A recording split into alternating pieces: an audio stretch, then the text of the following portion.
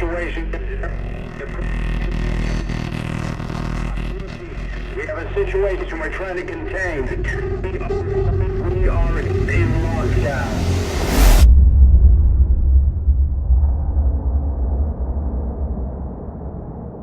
Ridley Scott's original Alien movie presented a really grounded view of the future. This wasn't holograms and touchscreens. It's chunky, analog push-button technology. This is a world of CRT, not LCD. Early in development, our artists studied the work of Ron Cobb, who was one of the original concept artists on the film. And the goal was that if we could understand his process, we would be able to expand on the universe while still remaining faithful to the original source. This lo-fi sci-fi approach doesn't just inform the visuals, it also has a big effect on how we design the gameplay.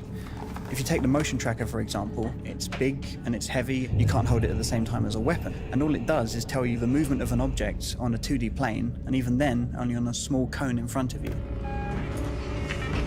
In order to stay faithful to the source, we set ourselves a rule: we wouldn't build anything that couldn't have been built on the original set in 1979. I'm in. Everything in our game conforms to this retro future aesthetic. The first objective was to strip back the UI as much as possible.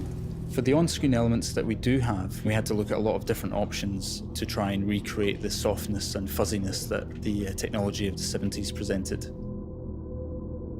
The technique that we found most effective was actually to take gameplay footage and UI elements and record them onto VHS tape and play them back through an old portable television.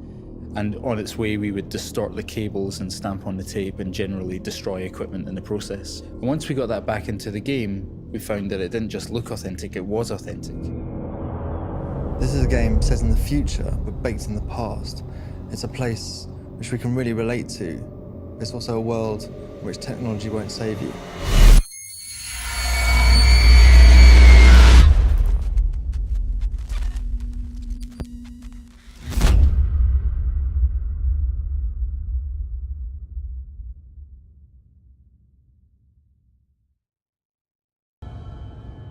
Sound is a massive component of any horror experience, and that's definitely the case with Alien.